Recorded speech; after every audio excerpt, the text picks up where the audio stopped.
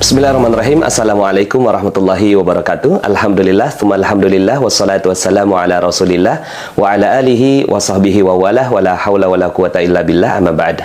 Alhamdulillah, senang sekali bisa bertemu kembali di channel YouTube Magnet Rezeki. Saya doakan Anda semua mendapatkan keberkahan, kemuliaan, kejayaan, ketinggian dari Allah Subhanahu wa Ta'ala, sehingga Anda semakin dekat dengan cita-cita Anda, harapan Anda, hajat-hajat Anda, dan juga semakin dekat dengan Allah Subhanahu wa Ta'ala. Amin ya rabbal alamin. Seperti biasa di channel ini kita akan membahas tentang materi magnet rezeki, bagaimana menarik rezeki dahsyat dengan cara Allah.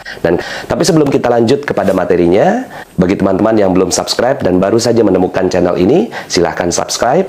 Insya Allah Anda akan mendapatkan materi-materi yang terbaik dari channel ini. Insya Allah Anda adalah makhluk yang ajaib. Tinggal kita sempurnakan faktor-faktornya. Dan insya Allah dalam video-video berikutnya kita akan lanjutkan materi ini sampai Anda menemukan potensi terbesar diri Anda dan menjadi makhluk ajaib sebagaimana yang Allah Subhanahu wa Ta'ala inginkan untuk Anda. Amin, amin ya rabbal alamin. Alhamdulillah, bagaimana kabarnya Bapak Ibu jamaah Magnet Rezeki yang dirahmati oleh Allah Subhanahu wa Ta'ala.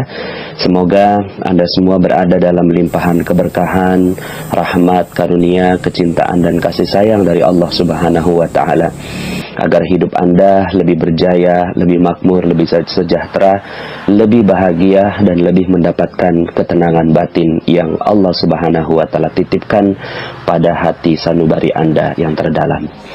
Bapak Ibu, alhamdulillah pada kesempatan pagi hari ini, dan saya sengaja menyampaikan materi ini tepat bertepatan dengan puncaknya hari. Segala hari yang dititipkan oleh Allah Subhanahu wa Ta'ala, puncaknya adalah hari ini, ya, yaitu Yaumul Arafah, hari Arafah.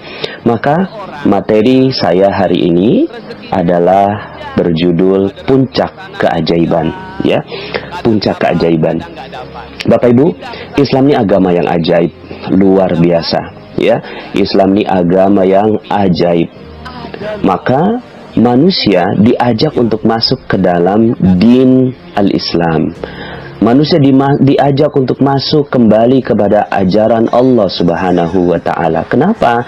Karena hidup ini begitu indah, hidup ini begitu ajaib, hidup ini penuh dengan miracle demi miracle demi miracle, ya. Keajaiban demi keajaiban demi keajaiban, Bapak Ibu, ya.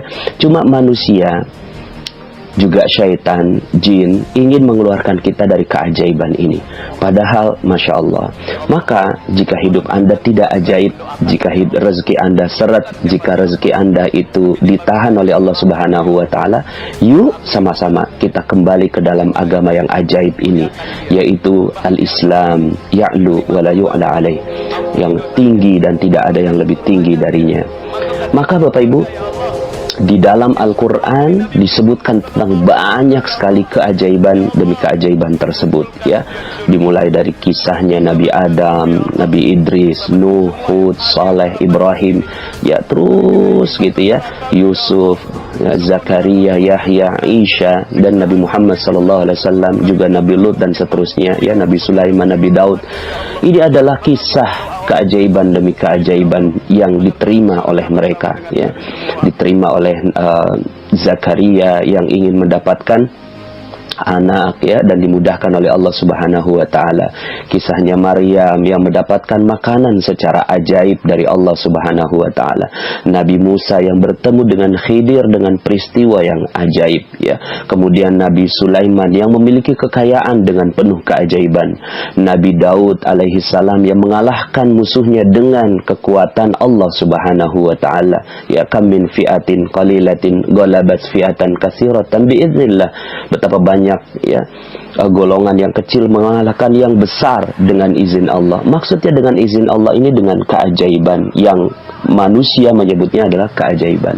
Berulang-ulang juga Allah sebutkan tentang kun fayakunnya Allah Subhanahu wa Ta'ala. Kalau Allah katakan jadi, innama amruhu idza arada syai'an ayyakula lahu kun fayakun.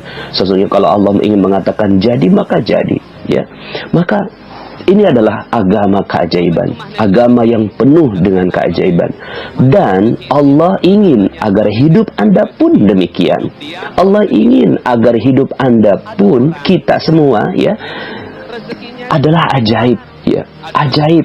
Bagaimana tidak ajaib? Ya, Rabbnya maha ajaib. Ya, agamanya adalah aturan-aturan yang ajaib. Kitabnya adalah kitab ajaib. Ya, masya Allah. Ya, maka tentunya yang harus kita lakukan adalah terus merayakan diri kita. Alhamdulillah, bersyukur kepada Allah bahwa kita masuk ke dalam din yang ajaib ini, ya, agama yang ajaib ini. Maka karena agamanya ajaib, ya, hari rayanya Allah buat ajaib, Bapak Ibu, ya. Hari rayanya adalah hari raya keajaiban, ya. Maka materi saya saat ini adalah puncak keajaiban. Allah ingin agar kita merayakan keajaiban ini. Allah ingin agar kita bersyukur atas keajaiban ini, ya. Allah ingin agar kita, ya, mensyukuri, menikmati, merayakan gitu keajaiban yang Allah Subhanahu wa taala berikan, ya. Kapan itu? Ya sekarang. Ya. Sekarang ini, ya. Makanya saat hari ini Arafah, ya, kemudian besok Yaumun Nahar atau hari penyembelihan Idul Adha, kembali kepada pengorbanan, ya. Lalu kemudian berkumpulnya manusia di padang mahsyar, ya, untuk berwukuf, ya, al-hajju Arafah. Haji itu adalah pada saat wukuf di padang Arafah, lalu kemudian bertawaf dan seterusnya. Ini adalah alur keajaiban, Bapak Ibu, ya. Jadi alurnya itu dimulai dari kita mensucikan diri pada saat Ramadan. Saat Ramadan kita mensucikan diri, udah selesai mensucikan diri selama 1 bulan, Allah Subhanahu wa taala minta kita merayakan. Apa merayakannya? Merayakan kita menang dari hawa nafsu kita, ya. Sehingga akhirnya Allah Subhanahu wa taala berkenan memberikan keajaiban demi keajaiban demi keajaiban, ya. Lalu kemudian setelah itu yang kita lakukan adalah, kalau Anda mendengarkan materi saya, rahasia keajaiban, kita kembali kepada manusia. Kita tidak lagi mementingkan diri kita sendiri. Yang kita pentingkan siapa? Orang lain. Orang lain jauh lebih mulia daripada kita. Orang lain jauh lebih butuh daripada kita. Orang lain jauh lebih kita harapkan kebaikannya daripada kita. Kenapa? Karena kita sudah mengerti bahwa kita ini satu. Ketika kita memikirkan orang lain, maka kita sebenarnya juga memikirkan diri sendiri. Bahkan sebenarnya kita nggak perlu memikirkan diri sendiri, karena diri kita, ketika kita memikirkan orang lain, maka malaikat mendoakan kita, Allah memikirkan, ya, urusan kita. Lalu kemudian, ya, baru kemudian Allah Subhanahu wa taala sampaikan kita pada Idul Adha ini, ya. Saat Idul Adha inilah, ya, saat Allah Subhanahu wa taala ingin dipentingkan. Kalau kita mampu untuk mementingkan orang lain, kalau kita mampu mementingkan orang lain lebih penting daripada diri sendiri, bagaimana Allah? Maka Allah jauh lebih penting untuk diutamakan daripada yang lainnya. Allah jauh lebih pantas untuk kita utamakan. Manusia aja kita sanggup untuk utamakan, apalagi Allah Subhanahu wa ta'ala yang memberikan rezeki, yang memberikan kehidupan pada kita, yang memberikan nafas pada kita saat ini, yang kita nggak pernah bayar, yang memberikan jantung yang berdegup tanpa kemudian kita pompa, ya, kemudian yang memberikan darah yang mengalir kepada seluruh sel-sel dalam tubuh kita. Semuanya free, semuanya gratis. Siapa yang berikan itu? Allah Rabbul Alamin. Maka inilah puncaknya, puncak keajaiban. Kapan itu puncak keajaiban? Ketika manusia mementingkan Allah daripada yang lainnya. Masya Allah. Ketika Allah lebih dipentingkan daripada yang lain, maka ini adalah puncak keajaiban. Ketika Allah lebih diutamakan daripada seluruh yang ada di muka bumi, maka inilah puncak keajaiban. Bagaimana tidak ajaib? Manusia diciptakan dengan penuh kelemahan, dengan zoluman jahula, penuh kezaliman, penuh kebodohan. Lalu kemudian dia, ya, dengan kebodohan dan kejahilannya itu, kezalimannya itu, mengakui dirinya salah, lalu kemudian meminta ampun kepada Allah, lalu kemudian dia sudah tidak lagi peduli terhadap dirinya. Siapa yang dia pedulikan? Allah. Allah yang lebih dipentingkan dari segalanya. Bagaimana tidak ajaib? Ada manusia yang akhirnya dia tidak mementingkan dirinya, tapi dia mementingkan penciptanya. Inilah keajaiban, inilah puncak keajaiban. Maka Allah berikan simbol terhadap puncak ini. Allah berikan simbol yang banyak sekali dalam peristiwa keajaiban ini, Makanya Allah kumpulkan manusia, ayo semua kumpul semua, wa'adzin fin nasi bil haji ya'tuka rijalan, Jadi ketika Allah Subhanahu wa taala memanggil, panggil manusia itu untuk ke Baitullah, untuk bertemu dengan Allah Subhanahu wa taala, Maka dalam surat Al-Hajj ayat 27, wa'adzin fin nasi bil haji ya'tuka rijalan, dan berserulah kepada manusia untuk mengerjakan haji. Nah, kemudian ya'tuka rijalan, kalian akan melihat orang-orang, wa ala kulli dhamiri ya'tina min kulli fajjin amik, datang kepadamu dengan berjalan kaki, mengendarai unta yang kurus yang datang dari segenap penjuru yang jauh. Artinya Allah Subhanahu wa taala ingin bahagia melihat manusia datang kepada Allah dengan berpayah-payah, dengan lusuh, dengan unta yang kurus kering, saking jauhnya perjalanan. Kemudian mereka semua datang kepada Allah Subhanahu wa taala, mementingkan Allah, mementingkan Allah di antara segalanya. Dan Allah menetapkan satu tempat, wa idz bawwa'na li Ibrahim makanal bait alla tusyrik bi syai'a, dan ingatlah ketika kami memberikan tempat kepada Ibrahim di tempat Baitullah, Maka ini semua manusia berkumpul ke Baitullah. Untuk apa di Baitullah? Alla tusyrik bi syai'a wa tahhir baiti lit-ta'ifina wal qa'imina war ruk'is sujud.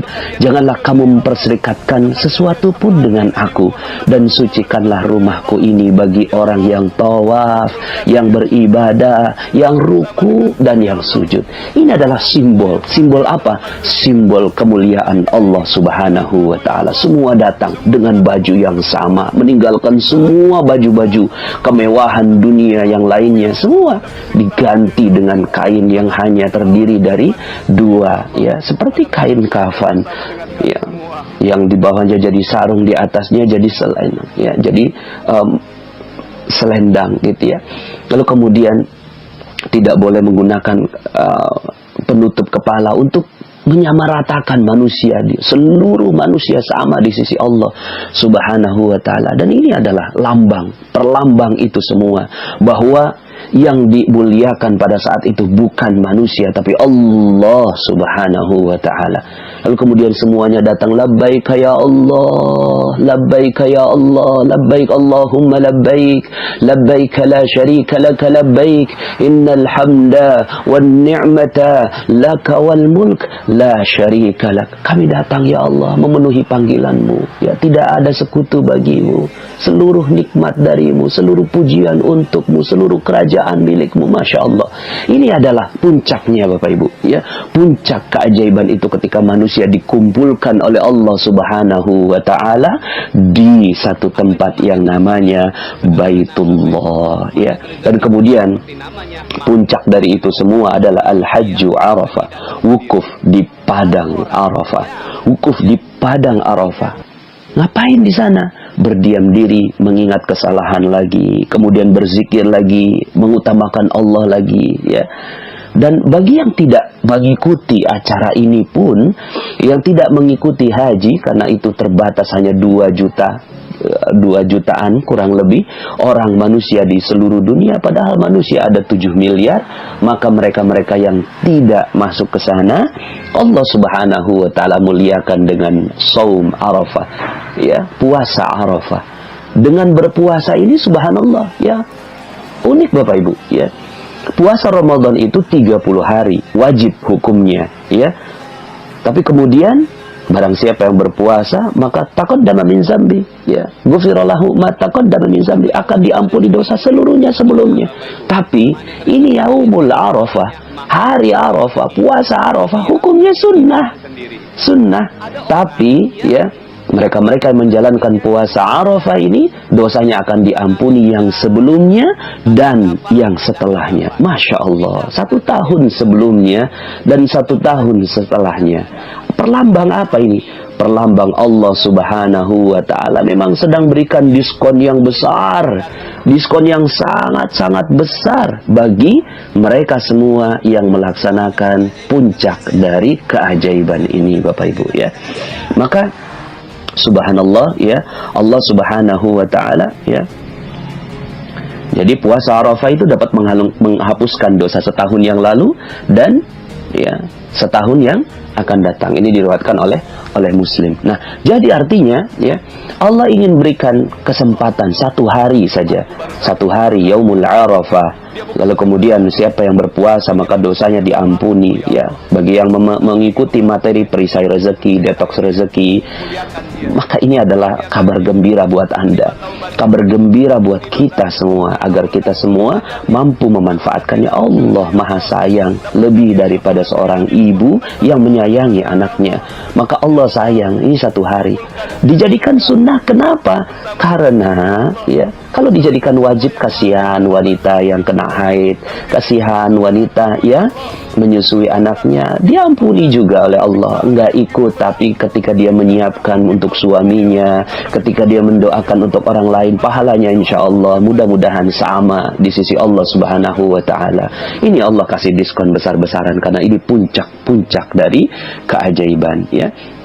Kemudian kembali lagi ya, yang ada di sana mereka melakukan tawaf. Ini perlambang apa? Perlambang ketaatan, setia di barisan, setia dalam barisan Allah Subhanahu wa ta'ala, setia dalam syariat Allah Subhanahu wa ta'ala. Lalu kemudian ya, setelah itu sa'i. Sa'i ini adalah lambang ikhtiar. Manusia diminta untuk berikhtiar, pergi pagi pulang sore, pergi pagi pulang sore, terus begitu ya. Untuk apa? Ya Allah pengen lihat lelahnya manusia. Allah ingin lihat, sekedar Allah ingin lihat lelahnya manusia. Lihat hambaku, dia berlelah-lelah ya, dengan menjaga kesucian, menjaga niat, menjaga keikhlasan kepada Allah. Rezekinya di mana? Rezekinya di air Zam-Zam gitu ya. Bukan di Bukit Sofa, bukan di Bukit Marwah. Rezekinya ada di tengah-tengah, di Zam-Zam itu. Dan itu bukan karena ya Siti Hajar yang mendapatkan rezekinya, tapi seorang bayi yang bersih, suci. Ini perlambang juga bahwa rezeki ini dipaksa untuk siapa? Untuk mereka-mereka yang suci di hadapan Allah Subhanahu wa ta'ala. Maka Zam-Zam sampai sekarang keberkahannya terus berlimpah ruah. Dan ini adalah perlambang bahwa rezeki Allah melimpah ruah kepada manusia ya. Maka ini adalah semua lambang-lambang puncak keajaiban yang ada di dalam rezeki ya. Lalu kemudian Allah juga ya mewajibkan tahallul, merukunkan tahallul di dalam haji itu ya. Agar apa tahallul ini? Agar ayo, ini bentuk kasih sayang Allah ya, bentuk kasih sayang Allah agar manusia menikmati nikmat dari Allah Subhanahu wa ta'ala, dihalalkan seluruhnya yang ada di muka bumi ini ya. Nah, Bapak Ibu yang dirahmati Allah Subhanahu wa ta'ala, sejarahnya pun penuh keajaiban ya. Bagaimana tidak ajaib Nabi Ibrahim diilhamkan kepada Allah Subhanahu wa ta'ala untuk mengantarkan Siti Hajar dan anaknya Ismail alaihi salam yang masih merah ke padang tandus tak berpenghuni. Tidak ada siapapun, tidak ada air, tidak ada makanan, tidak ada orang. Tapi kemudian Nabi Ibrahim alaihissalam meletakkan di sana, meletakkan Siti Hajar dan Ismail di sana. Lalu kemudian dengan berbalik Nabi Ibrahim berjalan meninggalkan Siti Hajar. Siti Hajar bertanya kepada Nabi Ibrahim, "Wahai suamiku, engkau akan meninggalkan aku di sini?" Sambil menggendong bayinya. Nabi Ibrahim tidak bergeming, terus berjalan, diikuti oleh Siti Hajar. "Wahai suamiku, engkau akan meninggalkan aku di sini?" Ya. Lalu kemudian tetap Nabi Ibrahim berjalan. Kemudian Siti Hajar terus mengikuti suaminya. Tapi kemudian dia sadar ada pertanyaan yang harus diralat, dirubah di dalam pikirannya. Ini merubah Bapak Ibu, law of projection, merubah seluruh pikirannya. Pikirannya langsung dirubah oleh Siti Hajar. Apa yang dirubah? Pertanyaannya diganti. "Wahai suamiku, apakah ini perintah Allah?" Lalu kemudian Nabi Ibrahim alaihissalam berhenti dan menjawab dengan na'am, iya, ini perintah Allah. Lalu kemudian Siti Hajar dengan penuh ketegaran menggendong Ismail alaihissalam, mengatakan, kalau memang ini perintah Allah, maka Allah pasti akan menguatkan diriku untuk menjalani prosesnya. Paradox of Candy. Paradox of Candy. Siap menerima kenikmatan, siap juga menerima bungkusnya. Lalu kemudian Nabi Ibrahim pergi, meninggalkan Siti Hajar sendirian. Tapi kemudian Siti Hajar alaihissalam, Siti Hajar, mohon maaf ya, Siti Hajar, manusia yang mulia, ya, manusia yang mulia, wanita yang mulia ini, dengan tegar dia menjalani kehidupan. Dia siap terima bungkusnya, karena yakin bahwa ini adalah Allah yang menetapkan seluruhnya. Lalu kemudian bismillah, jiwanya tenang, ikhtiar tetap dilakukan. Jalan dari Bukit Sofa ke Marwah, Bukit Sofa ke Marwah, Bukit Sofa ke Marwah. Lalu kemudian Allah berikan rezeki. Sampai kemudian akhirnya datang orang-orang berdatangan kepada Siti Hajar ini untuk membeli air darinya. Masya Allah, sampai kemudian akhirnya menjadi dusun yang berkembang. 13 tahun kemudian Nabi Ibrahim diilhamkan lagi oleh Allah Subhanahu wa Ta'ala untuk datang ke tempat itu, menjenguk anaknya dan istrinya. Lalu kemudian kalau kita jadi Nabi Ibrahim alaihissalam, apa ia mungkin anak dan istri saya masih ada di sana? Tapi kemudian Nabi Ibrahim yakin dengan Allah Subhanahu wa Ta'ala. Mungkin ini kalau ingin dikatakan proses detox rezeki. 13 tahun Nabi Ibrahim, 13 tahun detox rezekinya. Kita berapa lama? Baru berapa lama kita? Baru setahun, 2 tahun hidup susah. Nabi Ibrahim alaihissalam 13 tahun hidup susah. 13 tahun meninggalkan anak dan istrinya, 13 tahun. Lalu kemudian ketika datang, Nabi Ibrahim sudah yakin bahwa Allah Subhanahu wa Ta'ala berikan rezeki yang berlimpah dan benar saja, ya.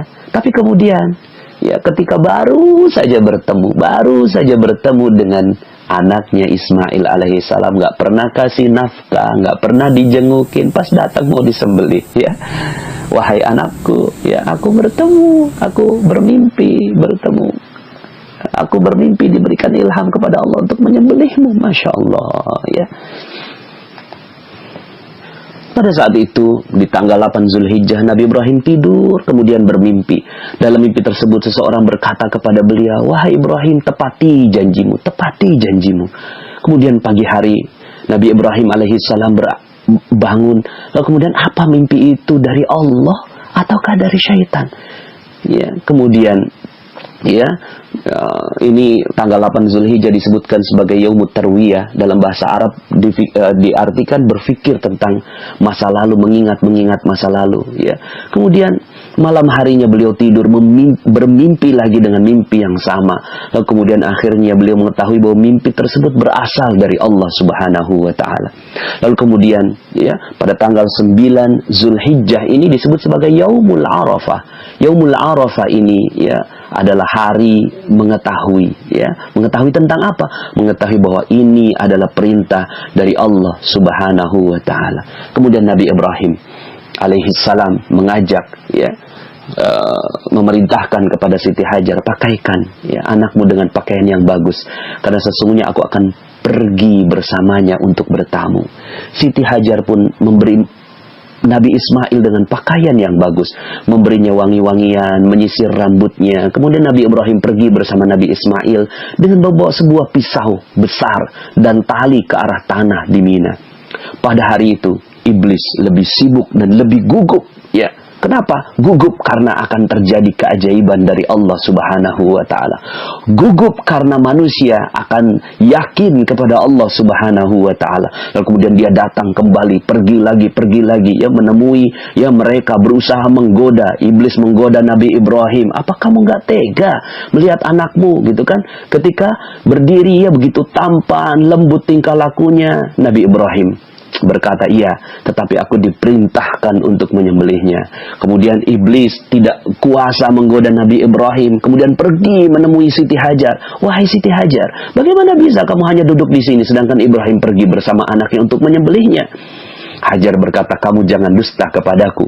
Mana ada seorang ayah yang tega menyembelih putranya?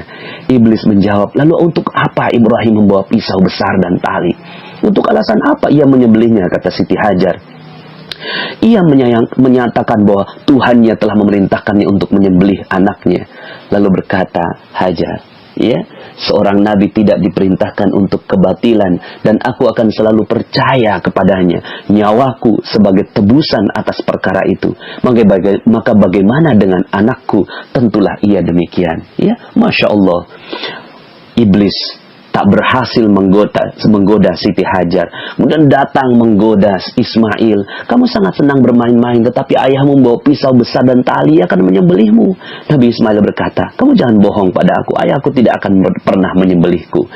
Iblis berkata, ia menyangka bahwa Tuhannya telah memerintahkannya untuk menyembelihmu. Kemudian Nabi Ismail berkata, aku akan selalu tunduk dan taat terhadap perintah Tuhanku jika memang itu perintah Tuhanku. Masya Allah, ya. Lalu kemudian, ya, Nabi Ismail, ya, mengambil batu melemparkan kepada iblis dan seterusnya sampai kemudian Nabi Ibrahim alaihissalam sampai di Mina, kemudian mengucapkan ayat yang termaktub di dalam Al-Quran surat As-Saffat ayat 102. Ya bunayya, a'udzubillahi minasyaitonir rajim. Ya bunayya inni ara fil manan inni azbahuka fanzur madza tara. Wahai anakku, sesungguhnya aku melihat dalam mimpiku bahwa aku menyembelihmu, maka pikirkan apa pendapatmu. Masya Allah. Ini Nabi Ibrahim nanya pendapat kepada anak tentang ilham dari Allah Subhanahu wa taala. Tapi Nabi Ismail alaihissalam menjawab, ya abatif alma tu'mar satajiduni insyaallahu minas sabirin. Wahai ayahku, lakukan apa yang diperintahkan kepadamu, niscaya engkau akan menemuiku termasuk orang-orang yang sabar. Masya Allah, ya, Masya Allah, ya. Maka Allah, inilah keajaiban. Ketika akhirnya Nabi Ismail alaihissalam menyerahkan lehernya, disembelih oleh Nabi Ibrahim alaihissalam, lalu kemudian Allah ganti dengan seekor domba yang besar. Dan inilah Yaumun Nahar, hari penyembelihan, hari di mana Allah Subhanahu wa taala ingin menunjukkan keajaibannya. Maka inilah Islam, agama yang ajaib. Puncak dari keajaiban adalah haji. Puncak dari keajaiban adalah pengorbanan kepada Allah Subhanahu wa taala. Maka Bapak Ibu yang dirahmati Allah Subhanahu wa taala, yuk sama-sama rayakan puncak keajaiban ini dengan sami'na wa ata'na, dengan dengar dan taat kepada Allah Subhanahu wa taala. Kami dengar ya Allah, kami taat kepada seluruh perintah-perintah-Mu. Niscaya insya Allah keajaiban akan datang pada kita semua. Maka perayaan ini terus Allah Subhanahu wa taala ulang untuk menjadi pengingat bagi kita semua. Inilah puncak dari segala keajaiban, ketika manusia dengan rela, sungguh-sungguh, dengan ikhlas dan ridha kepada Allah Subhanahu wa taala, menyerahkan kurbannya kepada Allah Subhanahu wa taala. Maka di dalam Al-Qur'an Allah ingatkan, la yanalallaha luhumuha wala dima'uha walakin yanaluhu taqwa minkum. Bukan darahnya, bukan dagingnya yang naik ke atas langit, tapi ketakwaanlah yang naik ke atas langit. Karena kita tunduk dan patuh kepada ajaran Allah Subhanahu wa taala. Maka bismillah, insyaallah kita siap meraih keajaiban-keajaiban rezeki dari Allah Subhanahu wa taala. Rezeki di dunia maupun rezeki di akhirat.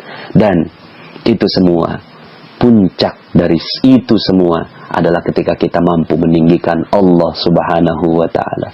Allahu Akbar, Allahu Akbar, Allahu Akbar. La ilaha illallah, wallahu akbar. Allahu Akbar walillahil hamd. Allahu Akbar, Allahu Akbar, Allahu Akbar. La ilaha illallah, wallahu akbar. Allahu Akbar walillahil hamd. Allahu Akbar, Allahu Akbar, Allahu Akbar. La ilaha illallah, wallahu akbar. Allahu Akbar walillahil hamd. Allah, dialah yang maha besar. Allah, dialah yang maha besar. Allah, dialah yang maha besar. Allah, dialah yang maha besar. Allah, dialah yang maha besar. Tiada Tuhan selain Dia. Tiada yang pantas mempersekutukan apapun dengan Dia. Allah, Allah maha besar.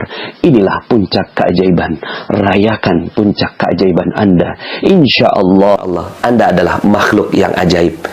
Tinggal kita sempurnakan faktor-faktornya.